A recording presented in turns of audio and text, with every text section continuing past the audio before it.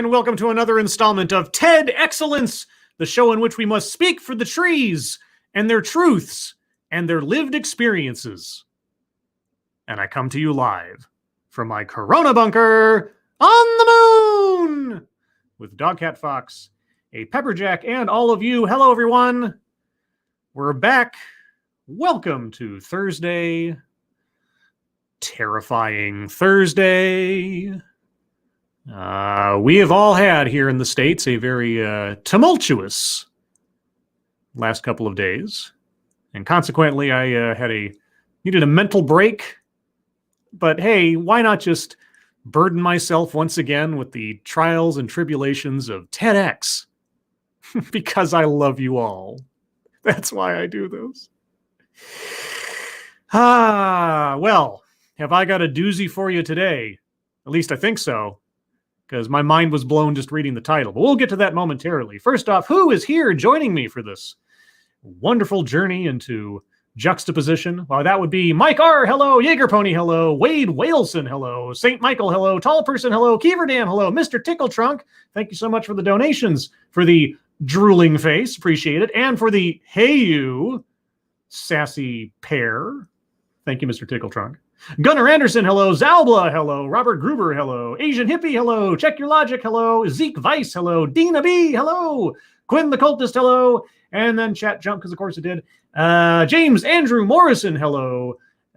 Who's next on the list here? Corey Suzuki, hello. Megan Ring, hello. Viror of Ashmedai, hello. Mr. No, hello. Green Death, hello. Mike Savage. Blarg. Gunfox61, hello. Quinn, thank you so much for the donation with the trees. Yes, very appropriate for what we're about to get into. Bookworm, hello. Ryan H, hello. Roger Reynolds, hello. Emperor W.R. Costin, hello.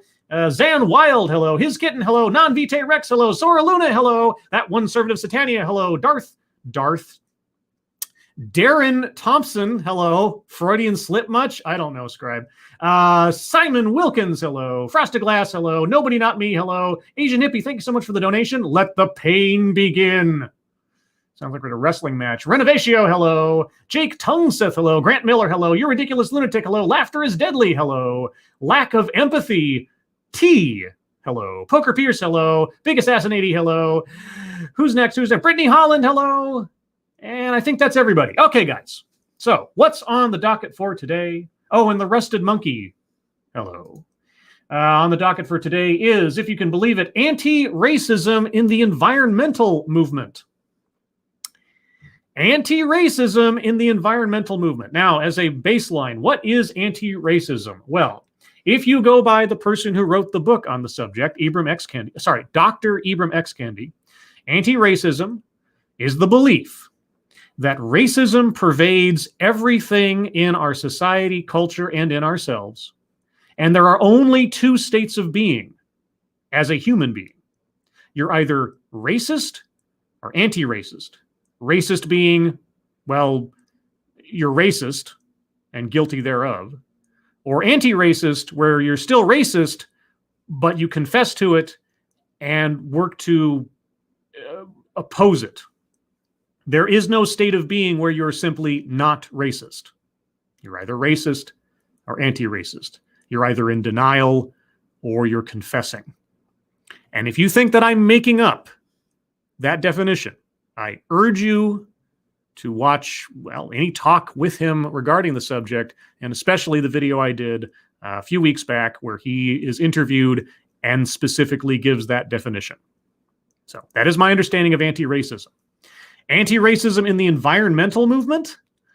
I am very curious to know how these two things intersect, because intersection is my other favorite word, next to authenticity and diversity and restorative and so many others, because, you know, I'm an English major. Words are kind of my stock and trade. No, they're not. That implies my English major got me a career or something. It didn't. It didn't. But enough about me. Let's talk about you, and specifically the bingo card. Link is in the description. Get your bingo card ready. I have a feeling we'll fill out a few squares on this one. Will we hit a bingo or more? Let's find out together. I will start off with a few seconds for sound test. You guys tell me if you can hear this, and then we will proceed. Oh, by the way, just as a note, and you might have noticed on the thumbnail, the video quality on this is sketchy. The sound seemed fine when I looked at it, but the close-ups of the speaker seem to have been post-production. Like they digitally zoomed in. They didn't actually have a second camera set up. So that's them, not me. I did the best that I could. All right, here we go. The San Luis Valley is a large, flat, high desert. And I grew up in one of the little towns there. A large, flat, high desert. She grew up in one of the little towns there. Uh-oh, do we already have a family or childhood anecdote coming? We'll find out momentarily. Thank you. This is Kyle. Hello, chat people and scribbles. Hello, Kyle. Asian Hippie says, sounds good. St. Michael says, sounds good. Gunfox61 says, sounds okay. Well, I did my best. I cleaned up the audio a little bit. I guess we'll see what happens. All right. So she lived in the desert, grew up in the desert, and then. And another little town that's on the edge of it, Antonito, you can get some of the best tamales in the state at the gas station. Maybe she's correct. I would not personally recommend gas station tamales. Buyer beware. And it is a small town surrounded by Chico bush and plains. And there's a little river that runs through it. And the river is the only place where trees grow because there's enough water there. A river runs through it? I never saw that movie. I heard it was good. It's like early Brad Pitt, wasn't it? It's also an agricultural community. And there are generations, 20 generations or maybe more of farmers, white, Hispanic, and Latino farmer families who live and work the land. White, Hispanic, and Latino. Okay, and honestly, I don't know if there is a difference. Is there a difference between? I guess it depends on reference, because I think of Hispanic and Latino effectively being synonyms.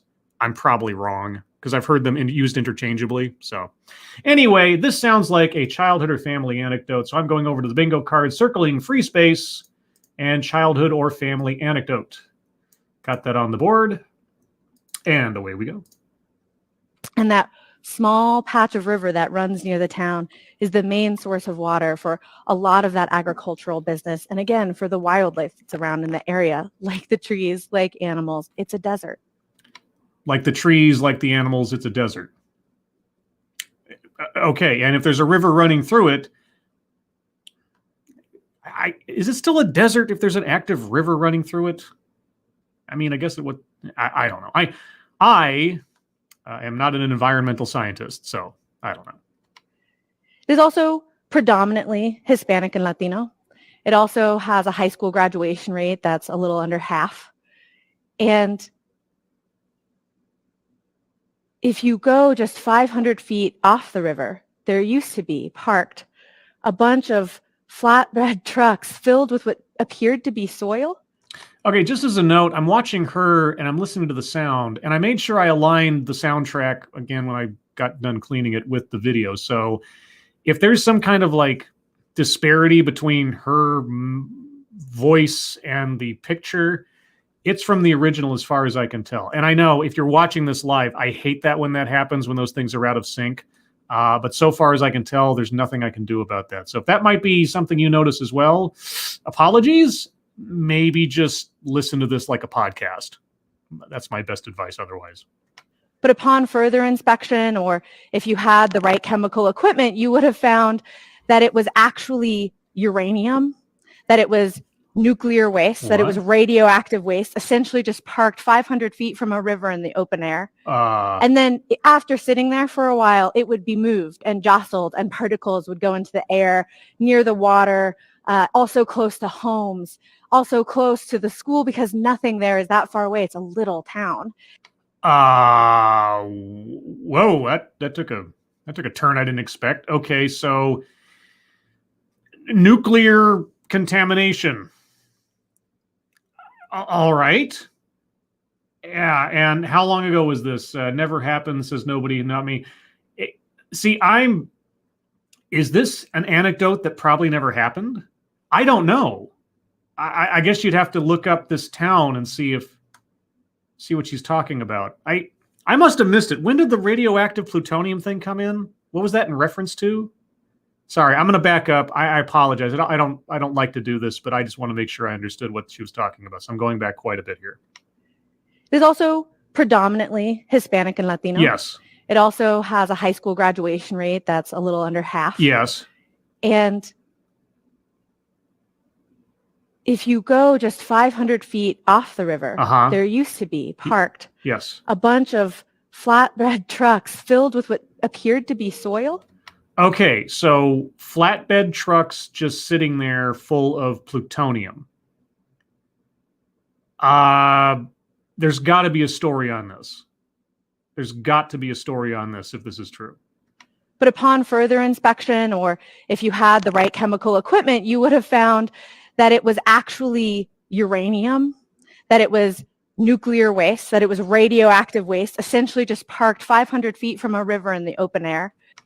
Okay, I can't tell you whether or not this is a true story, obviously, because I don't have any reference point for it. So you'd have to take the town she was mentioning and look it up. I can believe that reckless waste disposal has occurred in rural communities and such. I can believe that. The specific one, I'm not willing to circle anecdote that probably never happened because this is very, very specific and very serious. So Zalbla says it's a true story. Okay, I'll take Zalbla's word for it. Yeah, this that sounded way too specific to be a made-up fact. I'm still curious as to how this relates to whatever she's about to talk about, but okay. And then after sitting there for a while, it would be moved and jostled, and particles would go into the air near the water, also close to homes, also close to the school, because nothing there is that far away. It's a little town. Yeah, like I say, and oh, thank you, tall person. Wow, thank you so much. The defining aspect of a desert is how sparse life is. While most people think of sandy deserts, Arctic deserts also exist, and even marine deserts, areas where marine life is sparse. Happy National Donut Appreciation Day. Oh man, when was the last time I had a donut?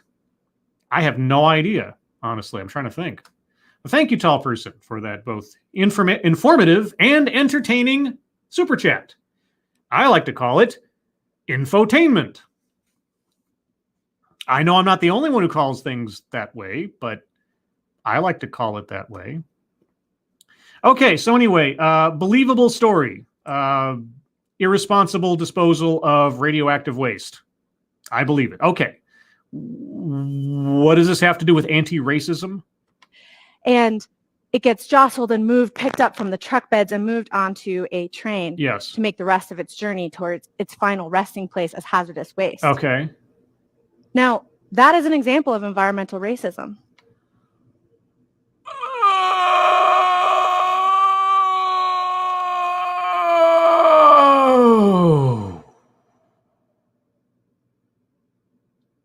Okay. Environmental racism. I see where we're going now. So this waste was treated, and I don't mean treated like cleaned, I mean like handled in the way that it was because of racism. Got it. The company responsible for that type of waste assumed a town like Antonito, a sleepy little town that's mostly brown, was never going to do anything about the problematic waste disposal and transfer that was happening so close to such an important water source. Or because of the geography of the territory and the lack of people around, they could get away with it because there weren't a lot of witnesses.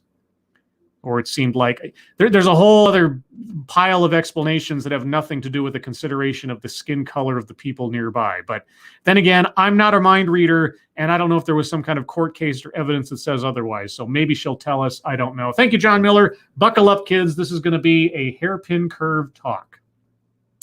Hairpin curve turn talk. Turn talk. Okay, well.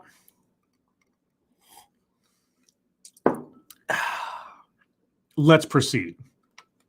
Now, this story actually has a really happy ending because they did do something and they petitioned the government and they worked really hard to find out why it was there. And if they could move it, it got moved. And was the why racism, or was the why simply laziness and corruption? And it turns out that actually, it hadn't been audited in decades, and it was really critical that they were able to change where that waste was taken and transferred and jostled to further away from a freshwater source. Was the why racism, or was it laziness and corruption? And I'm not saying that corruption can't involve racism. I'm just saying, was it cheaper for them to just let it sit off to the side of the road until they were ready to dispose of it because it would have been more expensive to treat it or store it elsewise? Was it racism that had them put it there? You need to tell me that it was racism. And you need to show me that it was racism. That doesn't give them a pass for what they did, but if you're going for motivations here and you're going to make declarative statements like that, you need to provide something that backs it up instead of just supposition. So, yeah. Now, this example of environmental racism... No, it is not an example of environmental racism until you provide evidence showing that racism was the motivation. Again, that does not let off the hook someone who improperly disposed of or stored nuclear waste near a populated area or a water source. That does not somehow make it okay. But you can't steal the seriousness of that and put it into your own narrative unless you have some very good evidence. And since racism is a thought process and a philosophy, unless you have an email or documentation that says, oh, we don't care about putting the uranium there, there's only brown people in that town. I mean, if you got that, I'm all for it. Gimme. But you didn't. Why didn't you? Is one thing that the environmental community and the climate movement at large is coming to really understand. The climate movement is starting to accept that people of color, indigenous people, Black communities are getting impacted first and foremost by poor air quality, by climate disasters, etc. Examples, please. And so there's a fundamental misunderstanding that's beginning to happen. Well, and I am jumping the gun slightly. I think a fundamental misunderstanding is deciding to classify classist behavior or classist consequences as racial behavior or racial consequences. Having poor quality air in an industrial part of town where consequently housing is lower income and so on, that's a class issue. It's not inherently a race issue. But if you want to claim a certain class for a particular race or set aside certain races from class issues, I think you might be the racist. There's an idea within the climate movement that because these are the communities that are most impacted, that any climate action is therefore climate justice. It raises all boats, and that those communities should be grateful for the climate community coming in and trying to save them. Oh, so the climate movement or the environmental movement are a bunch of white saviors looking for gratitude. Got it. That's not right. Okay. Because you say so. This is what's happening, and that's the assessment of its value. Got it. What's become increasingly apparent is that, in fact, if the mostly white climate movement... the mostly white climate movement, you say? The mostly. Well, how much is mostly? I'm circling makes something about race, sex, etc. for no reason, because between the class issue that she brought up and now the mostly skin color issue of the climate environmental movement, I'm going to circle that one. I'm also getting ready to circle leaves out vital context because she hasn't provided any real hard example. Actually, you know what? I'm going to circle leaves out vital context because she never gave us any information to say that what happened with the uranium was racist versus just cheapness and corruption and malpractice. So, yeah. So far I have circled childhood or family anecdote, free space, make something about race, sex, etc. for no reason, and leaves out vital context. So let's continue.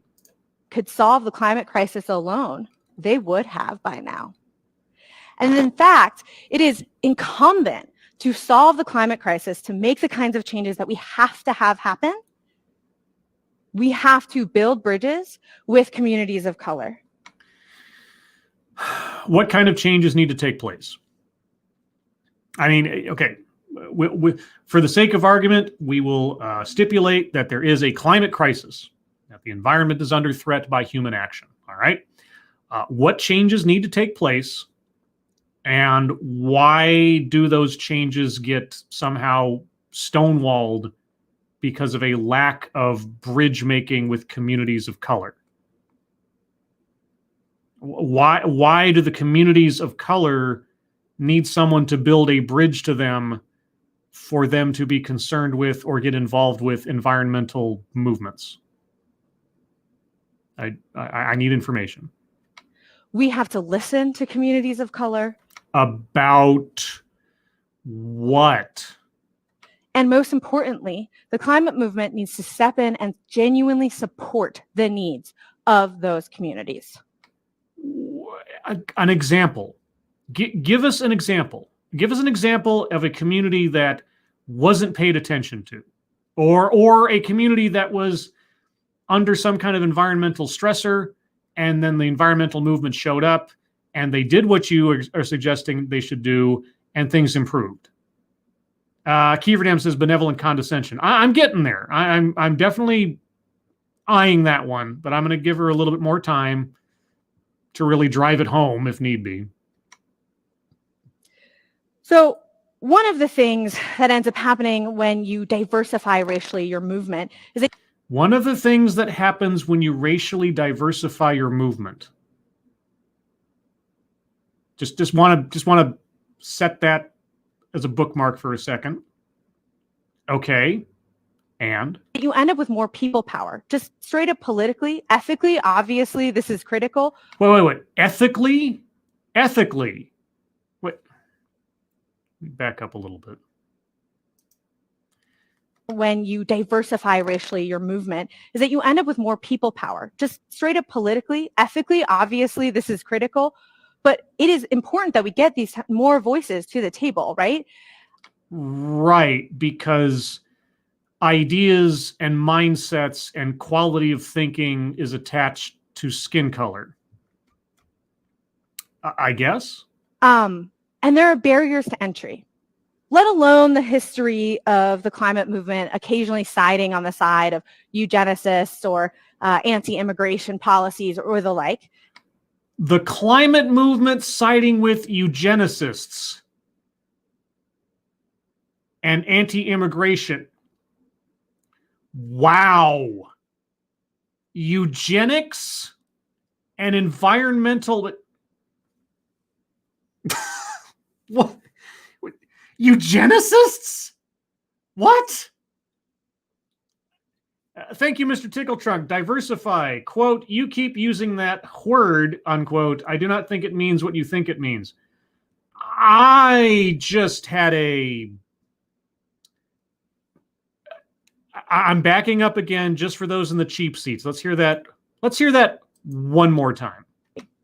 Let alone the history of the climate movement occasionally siding on the side of eugenicists or anti-immigration policies or the like, and moving on just to current day, where a lot of the climate movement is really interested in racially diversifying and bringing more people to the table and becoming a welcoming space. I'm circling word salad. I think that is understood. I'm also circling benevolent condescension, because between her classist stuff and her diversification and so on and poo-pooing all that, yeah, benevolent condescension. So currently, for those of you keeping track, we have childhood or family anecdote, free space, word salad, make something about race, sex, etc. for no reason, benevolent condescension, and leaves out vital context. If more specific things are not said, By the end of this, we will, of course, as always, go over the bingo card for anything that might be understood in aggregate. Moving on. It is really difficult to really meet somebody where they're at if you don't know what they're going through. So take, for example, an example? An example? Oh, okay. I'm ready. Let me get ready. I gotta center myself. Okay. Give me an example. I'd really love an example of the climate movement siding with eugenicists. But if we're not going to get that, what example do you have for us? So take, for example, there was a snow this last September 2020. It was an early snow. So an early snow. Right. Okay. A lot of people had to turn on their heat. Yes. So imagine you live in an apartment in Commerce City. Maybe you've lost your job or you've gone to part-time, and you have to turn your heating bill on so your utilities bill is slightly higher than it normally is for September, and you didn't count on spending that extra money. Okay, I can imagine quite a bit in the famous words of Han Solo, but okay, I'm imagining it. An unexpected cold snap. I turned up my heat, and my heating utilities bill went up slightly. Got it. That's what you're worried about. Really? In September 2020, I'm worried about paying slightly more in electricity for my heating bill. Okay, I'll imagine for a second that I am in absolute dire straits in my personal income because of COVID-19 and everything else. Okay, that's what I'm worried about. All right, utility bills, paying the bills. All right. And then somebody from some big green group that you've maybe sort of heard of but never interacted with shows up and says, hey, you should come talk to the Air Quality Control Commission, a thing you've never heard of, about how it's really dangerous for your health to have gas appliances in the house and how you really need to make better air. And so come to the AQCC, spend 12 hours in a room and talk about your experience and why it's important to you that you get an electric stove.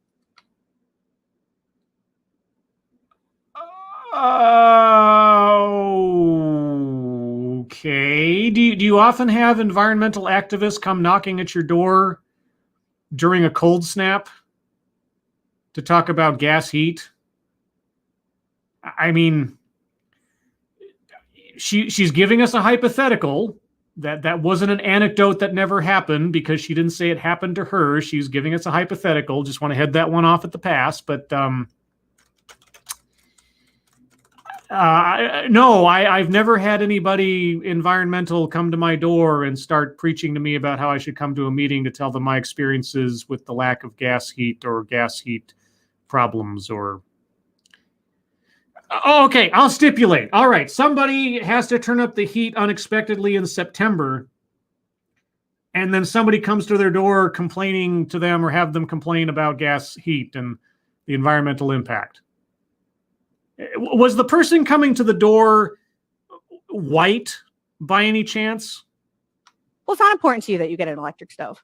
It's important that you can pay for your electricity. So when we have all of those barriers, right, an arduous, strange acronym, a hostile potential commission or place to be, not anything against the AQCC, it's just terrifying to be in those bureaucratic spaces. Nothing against the AQCC. It's just terrifying to be in bureaucratic spaces. What? But what are you talking? Oh my God. Lady, honestly, where are we going with this? But also issues that don't actually connect or meet where people are at or serve their actual needs. You're not going to end up engaging with that person. That person is not coming with you. I guess. But here's the thing. That wasn't an example. You did not just give us an example of something. You gave us a hypothetical. Because I have a hard time believing that in the middle of a freak snowstorm, an environmental movement person is going to come to my door to talk to me about how I should get electricity heat for my stove versus gas heat because of the environmental impact. And then I should be scared to go to bureaucratic spaces like the AQCC because they're scary. And that doesn't help me with my heating bill. I mean, I'll admit that doesn't help me with my heating bill. None of that has to do with an increased income or a lowered utility cost. So what? The second piece is that Whoa, Keeverdam, I don't have a Streamlabs. Just as a note for anybody that just saw that in the chat. I don't know what that link goes to. I don't know who Scribelight on Streamlabs is. Nothing is going to go to me if you put anything there. Just, I know Keeverdam probably made a mistake, but on the off chance anybody saw that, I don't have a Streamlabs. If you see a Streamlabs with the name Scribelight on it or my avatar or something, it's not me. I do not have a Streamlabs. Just want to make clear. Keeverdam, I know, is probably a mistake. I just want to make sure that on the off chance this is seen in the future that nobody accidentally sends money to somebody who's not me, because that's not it. And anyway, sorry about that. I just spotted that. I want to make sure there wasn't any confusion there. Renovation, sorry, Scribelight, freak snowstorm. That is highly offensive to snowstorms. We are trying to be inclusive here, be better. Yes, how dare I endanger the sensitive feelings of the snowstorm? Anyway, moving on. We need diversity of thought to have the best possible ideas. Oh, diversity of thought. Oh, okay. So are you going to then tell us that diversity of thought is tied to diversity of skin color? Because I would love for you to tell me that that's how that works. Throughout history, a ton of brilliant people who were women, who were Black people, who were gay, have been excluded from the socialized thought of progress. I don't know what you mean. If you're talking about those demographics having been more, dare I say, marginalized in the past than perhaps in the modern day, I will agree with you. And yes, if she doesn't say the word marginalized by the end of this, I will be searching marginalized for that simple statement alone. But okay, I can believe it, yes. You end up without the best possible solutions. Why do the best possible solutions become dependent upon one's orientation, skin color, or gender? Why? Thank you, Mighty Balzac. You need about tree fitty. Tree fitty. Yeah, that's what this talk needs. Tree fitty. Again, so now she is tying diversity of thought to diversity of demographic. All right.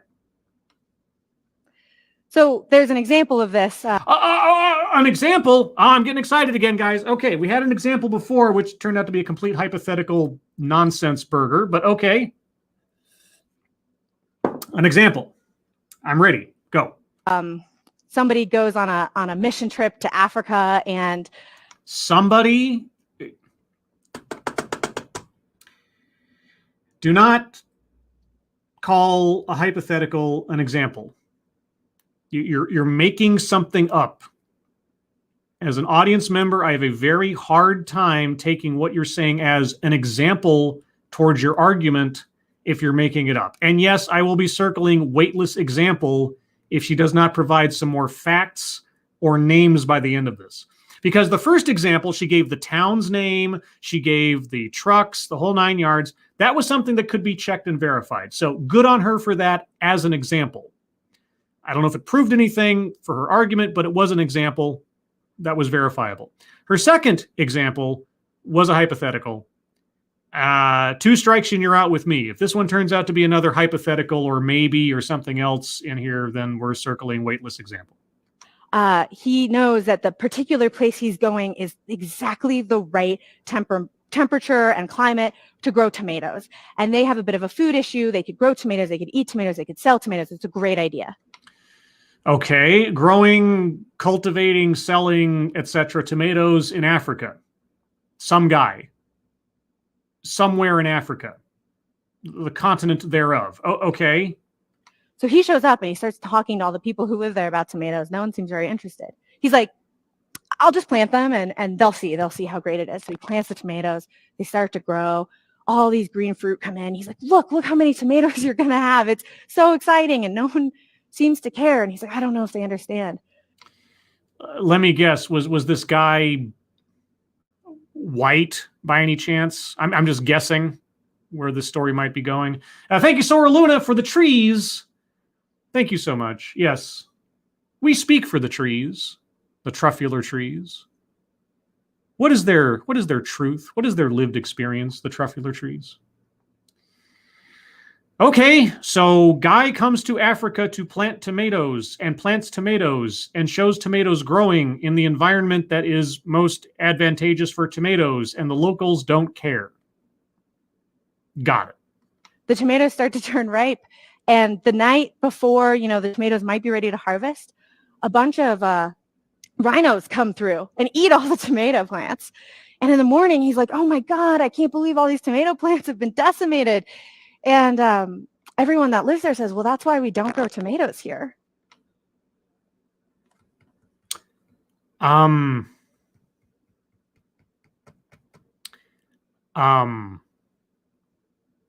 So just so I understand,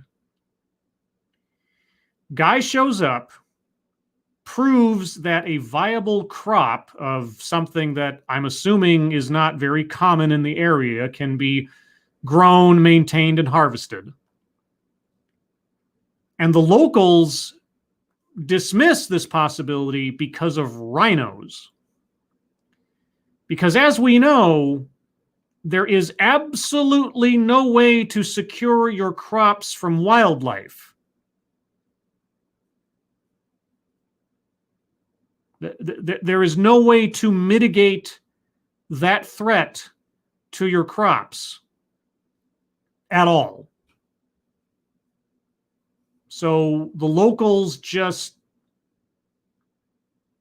don't plant anything because rhinos might come by. Okay, thank you again, Sora Luna, for the Australian smiley face. See what I did there? Because, Australia's upside down on the bottom of the... Yeah, don't mind me. All right, so yeah, guy shows up, shows there is a viable economic benefit that could be acquired, grown, cultivated in this area. Oh, but rhinoceroses will come in and eat it all, so we don't bother trying. Really? Really? Okay. And so when you're not working with the whole story, you're not working with the insight and information of people on the front lines. When the people on the front lines do not dare tell you anything, how are you supposed to operate? The guy shows up, says, I can grow this stuff here. And the people nearby tell him nothing of the wildlife. This guy goes to Africa, goes to a specific area in Africa he knows is most advantageous to grow tomatoes, and has absolutely no foreknowledge of the fauna in the area that could be a threat to such crops, and has no plan or idea to mitigate this threat to said crops.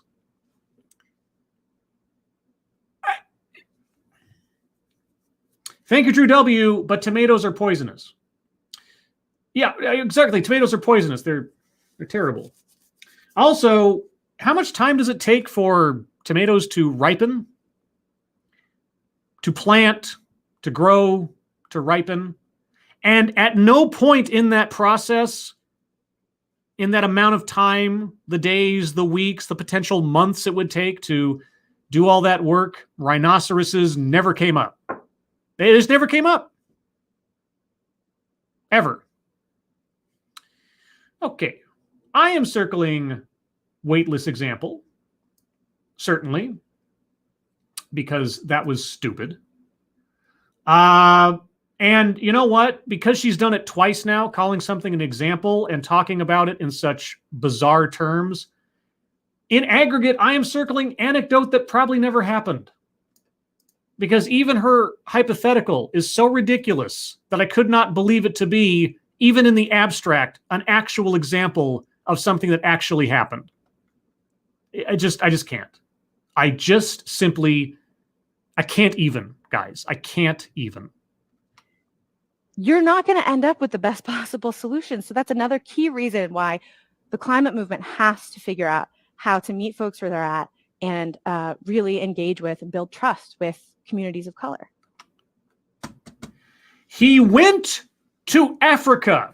He went to where the people were. He presented them his idea to help them out or to start a new crop. They balked at even talking to the guy, apparently, about anything, a guy who did no research ahead of time, a guy who had all the knowledge of how to grow and cultivate tomatoes in Africa, but apparently had no idea, no contacts, nothing ahead of time. And you use this as an example of the failure of the environmental movement to bridge the gap with communities of color. Okay,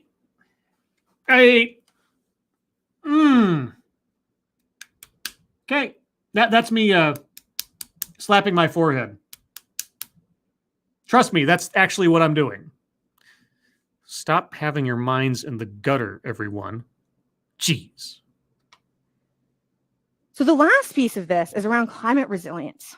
Climate resilience. Ooh, resilience, another buzzword I love. Okay, tell me about climate resilience. So this last summer of 2020, there have been wildfires that are engulfing the West Coast. Yeah, and that never happens. It's never happened before, and it's very, very unique to this year. Yeah, you're right. It didn't happen last year, or the year before, or the year before that, or the year before that. The severity has varied, but okay. Right now, Oregon has 10 to 15% of all of their residents displaced. Uh-huh. Some of those people will be able to either move back or move somewhere else because they have the money to do that. Oh, because they're, what shall we go for? Are they white and or are they privileged? Some people do not. Uh-huh. Some people will be homeless. Yeah. Some people will move back in with their families. Many will not really be able to financially recover from that situation. Because everybody's different under different circumstances and it's a class thing, maybe? Thank you, Drew W. Are communities of color living in all one location? Global warming is a first world problem that poverty people don't care about. I can only take what our speaker tells us as the reality of the world from her perspective. I don't know. She hasn't told us. Thank you so much. Thank you. This is Kyle. Sounds like that community of color didn't help bridge that gap either. Yeah, it really takes both sides of the rift to bridge the gap, because physics, science. Which is why something like fair pay and a minimum wage that is a living wage is in fact about climate resilience.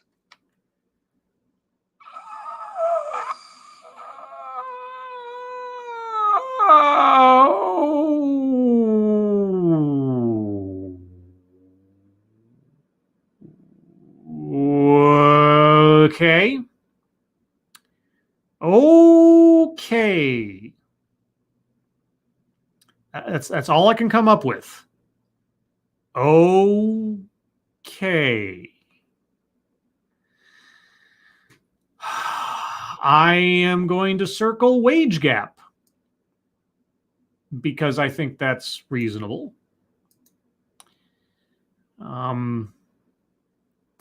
I will be circling privilege by the end of this because she's all but said it, as well as marginalized, the possibility that she might say it directly soon.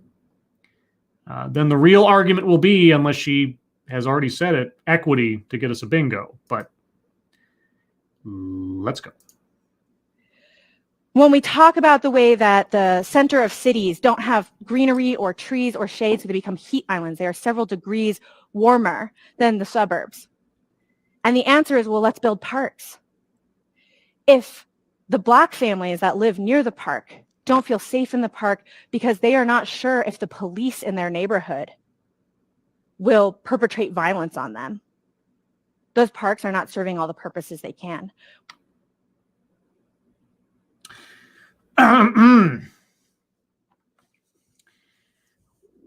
What is the goal of having the parks? You start off by saying the center of urban centers, the center of urban centers, are environmental heat islands. So they try to mitigate that by putting in greenery and parks. So the greenery and the parks, conceivably, in some minute way, help to offset the heat island of the urban center.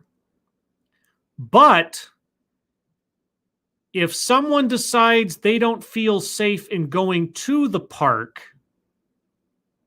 because they have a fear of police, because why wouldn't they? Because they're Black, then even though the park is there specifically to help offset the heat island, the park is not doing all that it could because someone is scared of police and not going to the park.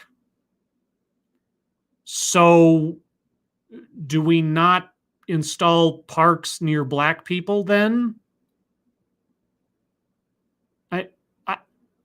I have absolutely no idea what she is suggesting here. What problem are you attempting to solve? If putting in a park in an area is going to be a waste of time and energy because no one will go to it because Black people are scared of cops, then I guess the answer is install parks only in white people spaces. What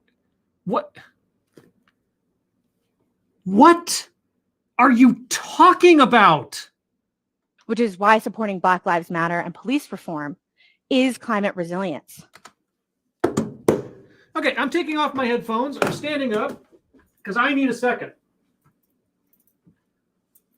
I really need a second. Okay, our speaker needs to work to bridge the gap between the space between her ears at this point.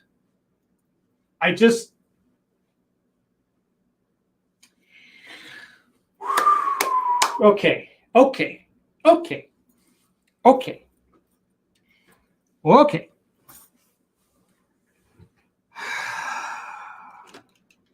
Putting my headphones back on, taking a deep breath. Let us continue. As we look at the way that the wildfires, which are likely worse because of climate change, at the way our continued toxic air pollutants are collecting and settling in these exact same communities. These communities that it targets because of the skin color of the residents. The air, the wildfires are racist. So the wildfires and the air quality and the parks and the police are all targeting specific communities because of the color of their skin to make their lives more difficult than people with a different color skin because of environmental racism.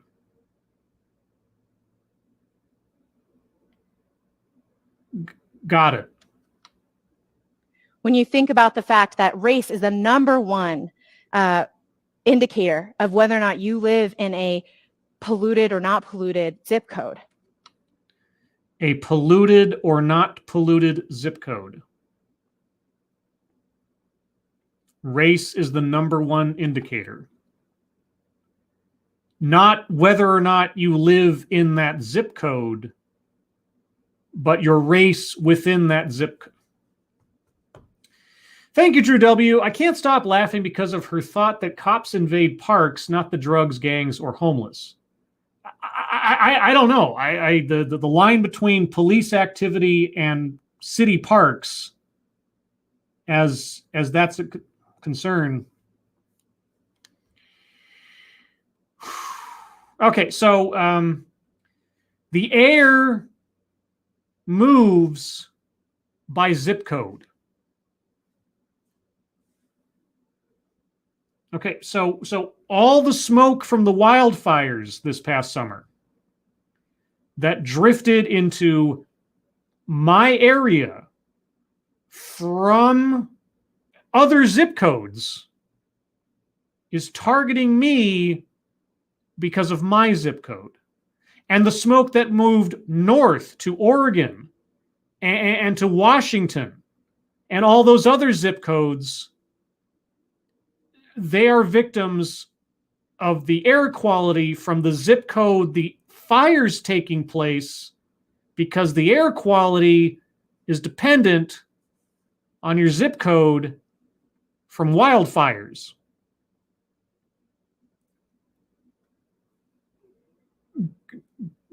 Got it. Not education, not wealth.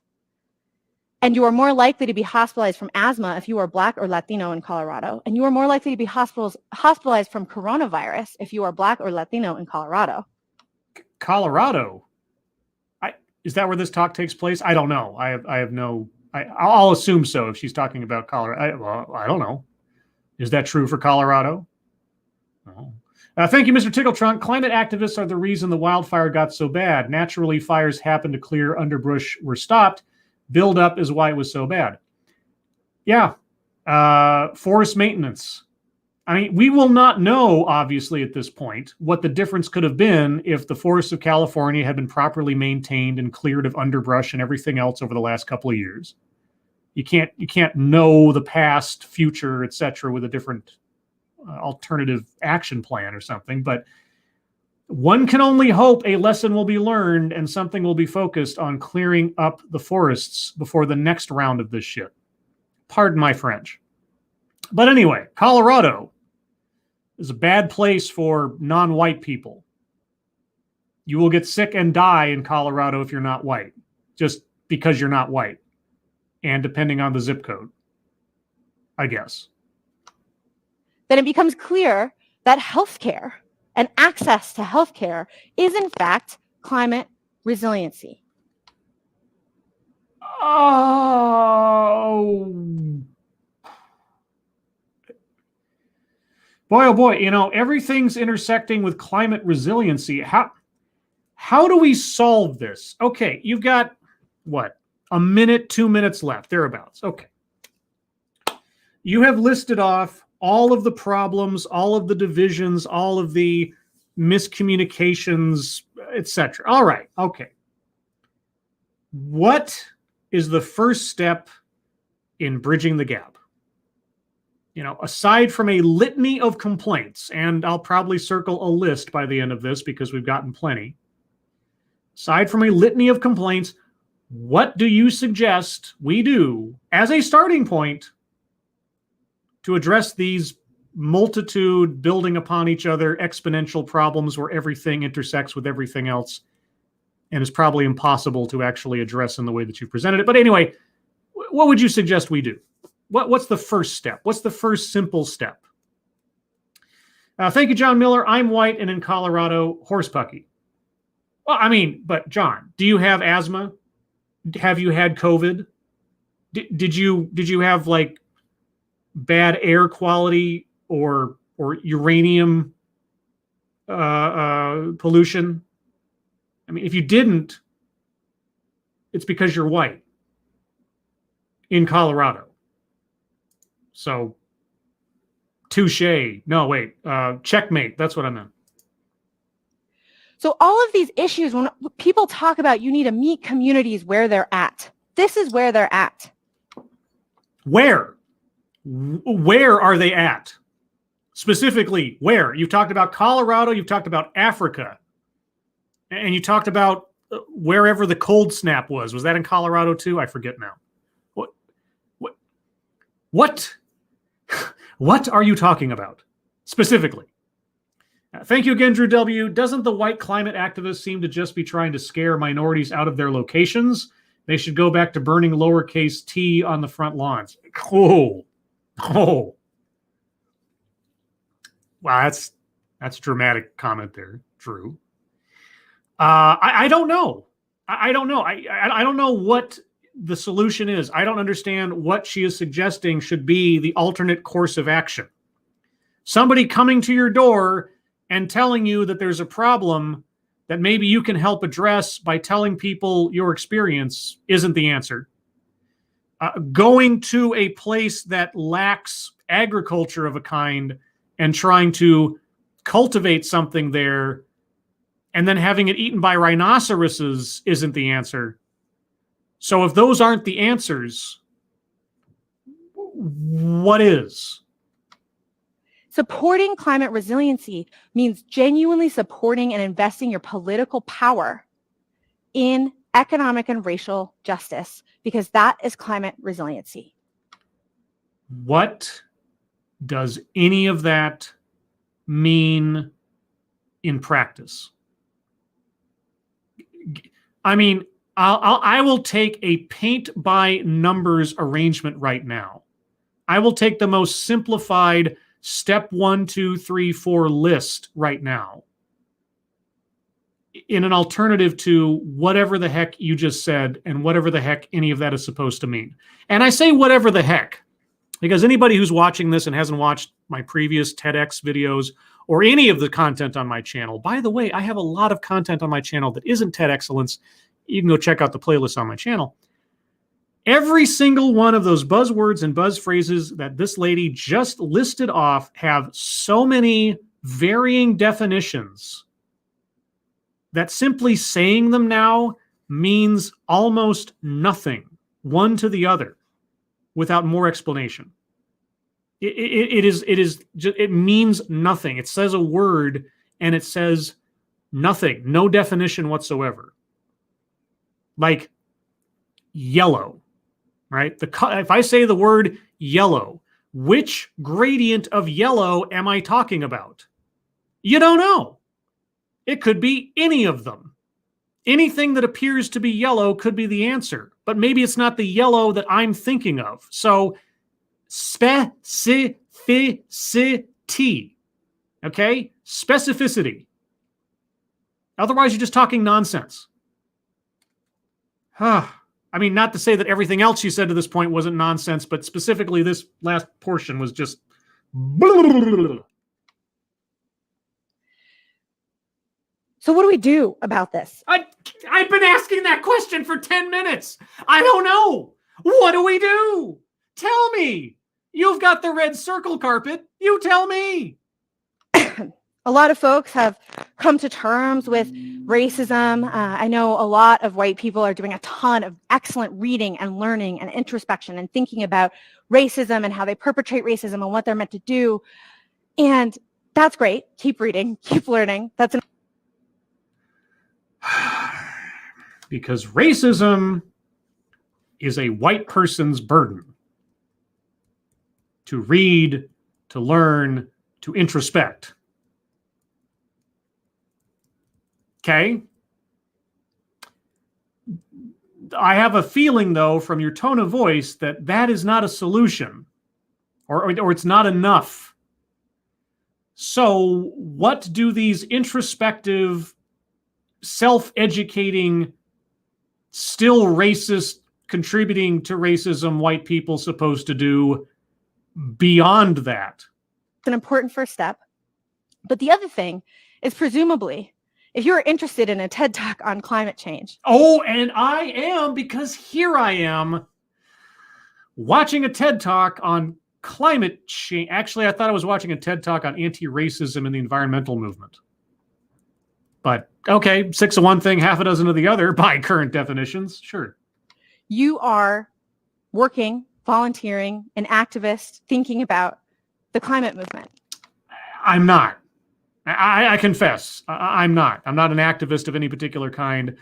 And if I could be construed to be one, I'm certainly not one for the climate activist movement or anything. So my interest in your TED Talk is not actually related directly to the abstract subject matter of your TED Talk.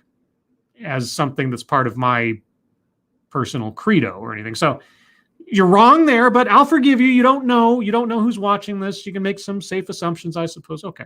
Thank you, Mr. Tickle Trunk. Again, I need to introduce her to my friend's Chinese parents. She's never seen real racism. I love it when people tell me that racism is somehow tied to a specific skin color. That anyone else beyond a particular demographic is somehow innocent or is incapable of either experiencing or professing racial stereotypes, racial hatred, or anything else. As soon as someone implies that, I lose any belief in what they're about to tell me attached to it. So, yeah. Anyway, you were saying about your TED Talk? A lot of big green groups issued statements after George Floyd was murdered. A lot of big green groups issued statements after George Floyd was murdered. Okay. Saying that Black Lives Matter and that they stand with those people. Uh-huh. Are we to automatically not believe them then? Where are we going with this? Ask the organizations that you are working or volunteering with, what happens next? What do you think should happen next? What's the rest of their response?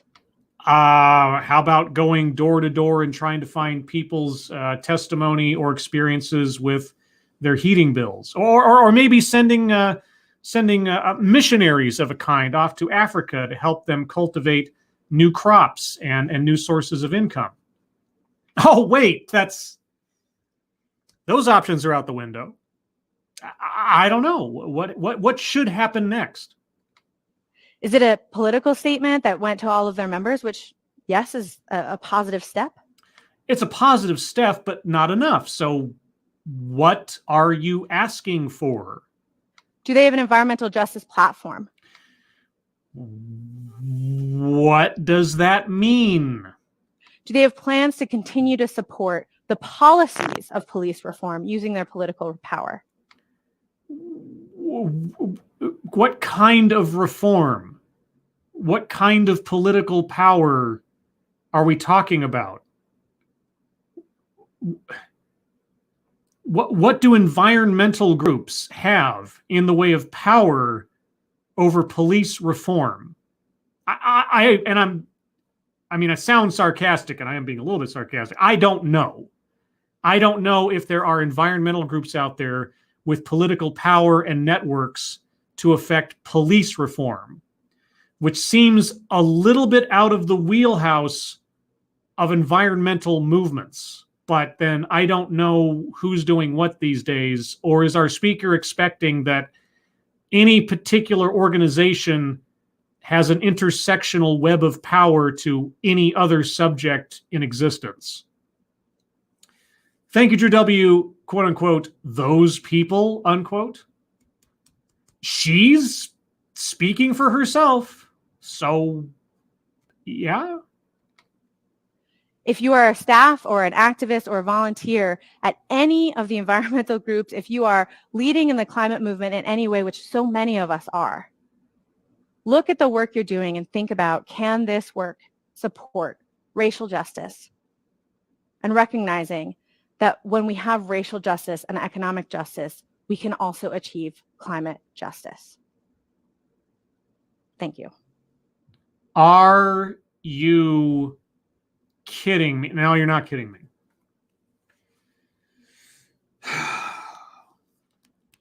Racial justice.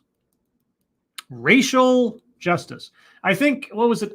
Was it just our last TEDx speaker or one or two before them that actually was the first person I recall putting up a written down definition of what racial justice means? To her, not necessarily in the rest of reality, but to her. What does any of this have to do with anything? What steps are to be taken? What are the problems that need to be addressed? I don't know. The only cogent example she provided us was flatbed trucks holding contaminated earth being moved around from place to place before being shipped off by, I assume, a greedy, corrupt, reckless corporation that didn't want to pay for the storage, the safe storage of such materials until it could be taken off to a disposal site. And they were found out for it, and they were punished for it, which was then categorized as a racist move and not a corruption, malfeasance, cheap move. And then every example thereafter was a hypothetical that made absolutely no sense. Towards what end? Towards what argument or solution? None. Just that things are bad. They've always been bad. They're going to continue to be bad. And people need to do something about it. But I'm not going to tell you what. Just that they need to do something about it. Thank you, Saxon Ross. Wouldn't it be neat if pragmatism became trendy instead of this sort of thing? Wouldn't it be neat if just a understandable argument was presented? I will take an argument that I don't agree with, an argument that at least in its own context makes sense, but is nonsense effectively otherwise. I will take those versus something that says nothing, posits nothing, presents nothing, and goes nowhere. And that's what we have here. But hey, welcome to TEDx. Okay, let's go to the bingo card real quick. Let me get that on display for all of you as we proceed. Here's the bingo card as I currently have it. Let us go over it. All right. Takes credit for something done, experienced by others in their demographic. I didn't catch any of that, so I'm not going to go there. Systemic institutional. She talked about bureaucracy. She talked about the police. She talked about environmental movements, etc. Circling that one. Equity. Did she ever say the word? No. Was she looking for equality of outcome? Yes. I'm going to keep going for a minute. I'm going to leave that one there. If you guys have a better argument, by all means. Toxic. Well, she did talk about uranium poisoning and stuff. So toxic waste. I'm circling that one. Might not be the usual context, but I'll take it. Plays victim. She never talked about herself. I understand that she brought up the town that she grew up in, but she never made it personal per se. So I'm going to leave that one uncircled for now. Microaggressions, unconscious bias. If we could apply unconscious bias to pollution, given her argument, then perhaps. I will leave that there for now. I'm open to arguments. Privilege, yes. She talked about how some people were able to do this and some people are able to do that because of the forest fires. Contradicts own point or argument. I would need to know what her point or argument was. I mean, maybe you guys have something for that one. I don't know what I'd say to that one. Patriarchy, no. Feminism, no. She never brought up gender so much. I mean, briefly, when she was talking about, the stories and the voices of people, new ideas happen, but she didn't dwell on it. So I'm hard pressed to circle either of those right now. Marginalized, marginalization, circling that one. Let me update for you guys' edification there. That's what the bingo card looks like right now. A list. Oh, yeah, she listed off all types of things. All types of things. White supremacy. In aggregate, what she was talking about over the course of this entire thing was bridges need to be gapped with communities of color because it's the responsibility of those in power, et cetera, et cetera. Circling white supremacy as well. Let me update that. Oh, boy. Self-vilification or wretchedness. Nope. She never made herself the villain. Attempt to coin new buzzword or buzz phrase. No. I didn't hear that. Mind reading assumes motives. Yep, she did that plenty between the pollution and its motives and white people and environmental groups, their motives or lack thereof, depending. Circling that one. Okay, so guys and ladies, don't want to be exclusive here. This is where I'm at. We are so close. I'm going to need a really good argument for any more squares on the board that I haven't already circled. Some arguments will be easier than others, but I'm going to go to the chat now. If you have any arguments for it, put them in the chat now. Mr. Tickletrunk says, cheater, don't circle toxic. Really? You think that's wrong? I mean, I was being a little facetious there. I was also thinking about it in the sense of there's not really any way to get a bingo even if I do circle toxic, so I didn't feel too bad about it. But okay, I'll consider removing it if I can go backwards that far. Saxon Ross, well, it was about that time I realized this Girl Scout was about 3 stories tall and from the Paleolithic era. Okay. Robert Gruber, did she grow up on 3 Mile Island? No, she talked about someplace in, was it New Mexico, I think it was? A true story. People in the chat verified her story at the beginning, so. Advocatus Diabli, she never made a point to contradict. Yeah, I'm having a hard time thinking about her going back against her own argument. She provided us some very weak and ridiculous examples of nothing, but yeah. Vera Vashmanai, should they be saying subconscious bias or do they mean what people dream about? They say unconscious bias. It should be subconscious bias. I take it as subconscious bias because that's effectively what it's a catchphrase, but that's what it means. Let's see. John Miller, her point was everything outside my bubble is bad. Get rid of it. Kind of. Annalyn, scribe like the Africa example was unconscious bias. Was that unconscious bias or benevolent condescension?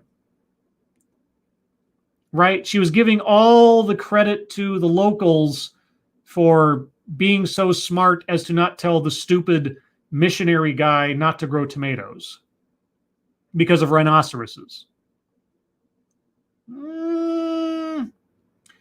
Think about that one for a second and tell me if you have a rejoinder to that one. Mr. United for the Children, climate resiliency, new buzzword catchphrase. Oh.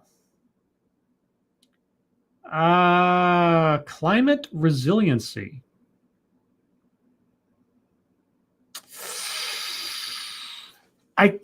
Oh God, have I heard that before? That's the question. And she never said something I like to call, but she did use it several times, didn't she? Oh, that's a tough one. That's a tough one. Thank you, Non-Vitae Rex. Maybe I misheard her, but I thought her message overall was no climate justice without racial justice.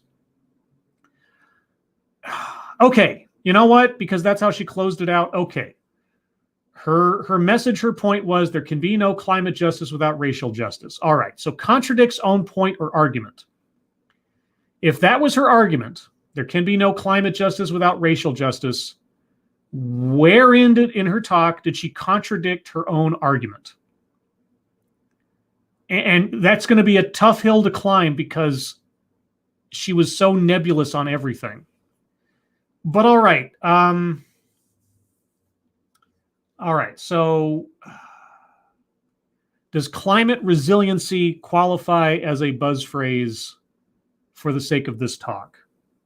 Gunfox says, yeah, she did say it a lot of times and in different contexts, says United. Advocatus says she used it several times. Mr. Tickle Trunk, climate resilience is 2 years old. So she wasn't trying to coin a new buzz phrase. That's the problem. That's where I'm hesitating. If she provided some new,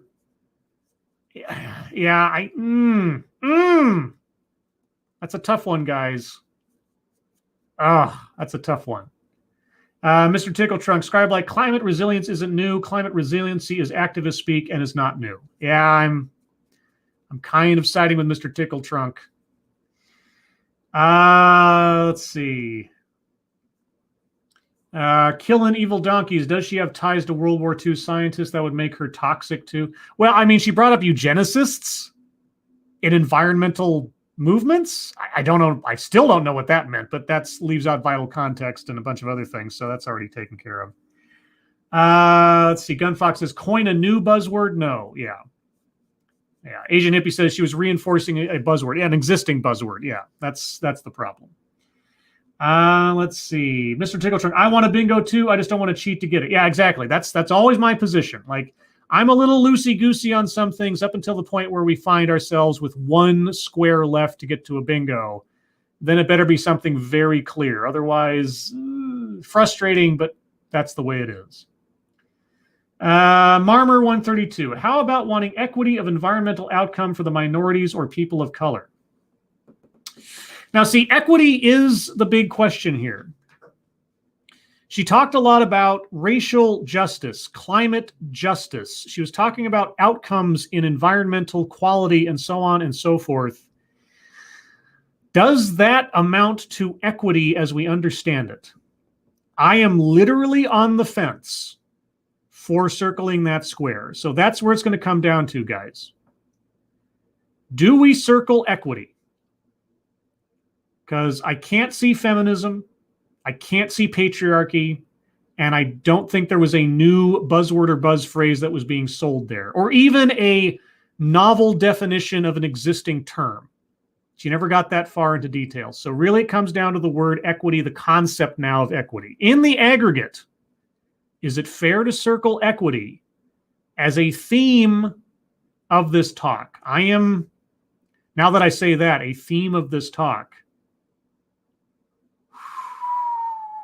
Okay, guys, yeah, so equity.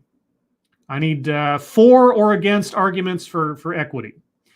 Asian Hippie says, I say no, regrettably. Okay, and again, she never said the word so far as I know. So the question is, can we take the aggregate of what she said and make that into equity?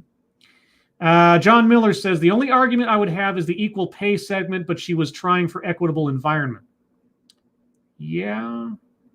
Robert Gruber says, no bingo, but sounds like a big bowl of word salad. Well, that already, we got there.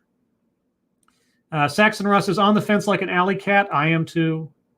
Let's see. Mr. United says, she mentioned unequal wages a few times, unequal housing quality too, unequal atmosphere pollution quality. I circled wage gap because of the economic stuff she mentioned several times.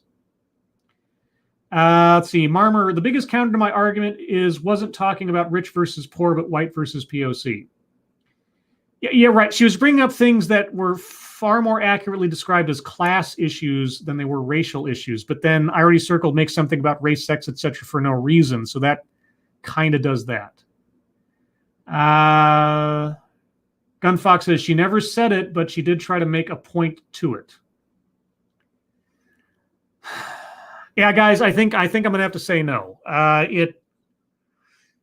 If she had said something like environmental outcomes must be this, that, or the other, and I don't think she ever did. Maybe, but I'd be reaching if I were to circle that right now. So I think, as frustrating as it is, guys, sometimes we've come down to this several times now, down to the wire of a square or maybe two. I don't think I can do it this time. Yeah, I'd love to, but I think we're out of luck. So regardless, guys, look at that board. Look at that board with this one TEDx talk. There's always a kind of success, I feel, in seeing a ton of green circles, or circles if you're colorblind, on the board, even if we don't hit a bingo. So, but can anyone see my typing system emulation? Yes, I can see it. So are the pollution of certain areas considered mini aggressions, my scribe light? Oh. Oh. Oh. And the white people reading up introspection. Oh. Microaggressions, unconscious bias. We might have a new contender to enter the ring here. With her tirade about white people doing what they can to research and read and be introspective, is she addressing unconscious bias? Chat, I'm going to need, once again, I am on the fence. I could be convinced. Give me at least one or two other examples in this talk where she effectively implied or all but said unconscious bias. Let's see. Keeverdam, white people perpetuate racism, she said. That is true. That's true. They contribute to it or complicit in it. She certainly has unconscious bias for Africa, that's for sure. From what you said, yes, marginal land. Yeah, she did claim that white people needed to read up and do, quote, what they were meant to do, unquote, so unconscious bias could work. Mark Panicki, she definitely implied there was unconscious bias racism on the part of whoever was polluting her small town. Yeah, we don't have the word racism on the board. Oh, boy. Okay. All right, chat. I'm going to bring it down to this. If you think that there was enough in there, examples without actually saying it of unconscious bias, put a 1 in the chat. If you are against circling that on the basis of that logic, put a 2. Okay? And don't double vote. Do not be like the American elections conspiracy theories right now. Just vote once. 1 for yes, 2 for no. Let's see. 1, 1, 1, 1, 1, 1. Mr. Tickle Trunk says 1, and I'm the picky one. That's true. All right, guys. You know what? I agree. In the aggregate, and after much deliberation, if you can believe it, what do we have? Ooh, that's a bingo. Right? Yeah! All right, guys. So there you go. We have a bingo. Hard won and very effectively argued bingo. I love it when bingos come down to debates between myself and all of you guys, because then I feel like it's not just me going hog wild on these things. So I really appreciate that. And likewise, thank you guys so much for joining me today. I don't know what I would have thought, done, or said if you hadn't been here to help me through this one. It was a slog, but we got there. And now we can move on from considering anti-racism and the environmental movement, at least until the next TEDx on the subject, which all things considered, I imagine is not far away. Everyone, again, thank you for joining me. Thank you so much for your attendance, your participation. Thank you everyone who donated. I really do appreciate your generosity. It'll all go towards horrible things I'll put into my body, like goldfish crackers and Jack Daniels, everything that I need to insulate my brain from the next TEDXcellence. Now, if you'd like to hear more from me, or Satsu 2 Cents, or the Ranting Monkey, you can find all three of us tonight on Satsu 2 Cents' channel at 6 p.m. Pacific, 9 p.m. Eastern for The Lords of the Night, where we will talk about the news of the day, news stories that you submit, what we've been up to on the internet, and then your questions and comments. A couple extra notes that I always forget to mention. If you do share the link to these episodes, please be sure to tag me in them in Twitter, because Twitter is really the only social media I use. So I know that you've done so I can thank you personally, because I really do appreciate it. And secondly, on the off chance you'd like something like a bingo card t-shirt or a TEDXcellence t-shirt, those things are actually available in my merchandise store, which I almost never plug because I don't know. Links in the description. And other than that, everyone, I hope you are all safe and well. If you're not well, please get well soon. And I'll look for you on the next TEDXcellence. Take care, everyone. Bye-bye.